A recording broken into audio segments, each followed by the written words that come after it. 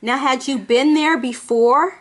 Well, when I first got out of high school, I went to Chicago, and because I have friends there, and from coming to Warren, and I got a job at a place called Weeks Colonial Room, and I used to have to catch a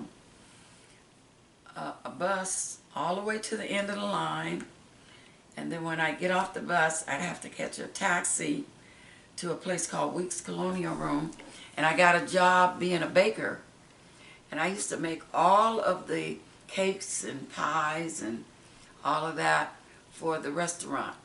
So this is in Chicago. It was in Wilmette, Illinois. So you left Warren Going to Chicago. after high school.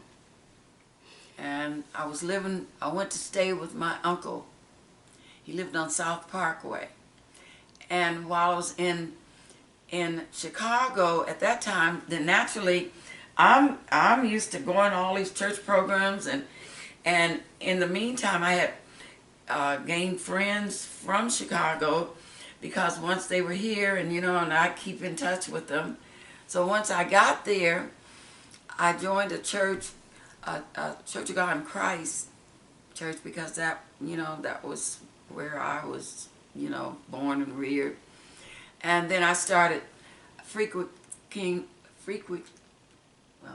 I started going frequently to a lot of the Baptist churches. And there I start meeting people like all of the singers, Jesse Dixon, Gloria Griffin, and all the big name singers. Were the Soul Stirrers still singing gospel then? Yeah.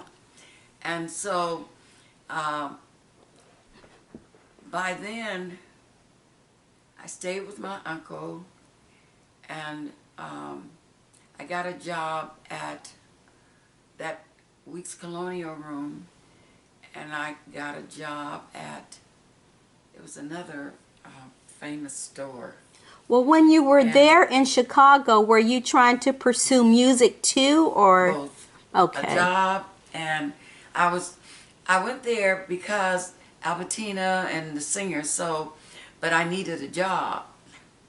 Even though, I wasn't traveling with them, we were going, church to church and all of that. So she probably had heard you sing before when you were in Chicago. Oh, yeah. That's how she knew me.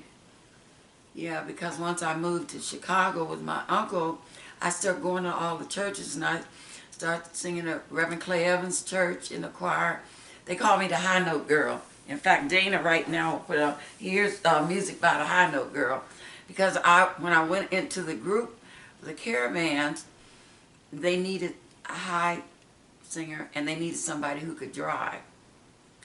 So with that said, I knew James Cleveland, because I first started out singing with James Cleveland and Jesse Dixon, and in turn I was able to meet all the rest of those singers from Chicago, and so they just knew me from church to church hopping, they used to call it. So how did you meet James Cleveland? Because again, this is another famous African-American gospel singer. How did you meet him? Well, once I went to Chicago and I started singing in Reverend Clay Evans' choir. James Cleveland lived in Chicago. His mother was from Chicago. And like I said, Jesse Dixon, you heard of him. So he had a group, and I started singing with James Cleveland's group. And in turn, so all of the singers kind of was from church to church, all the programs. You just knew everybody.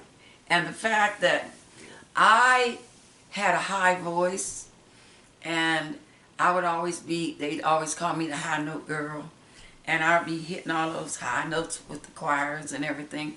So you become known, because they say, get Gwen, get Gwen, get Gwen.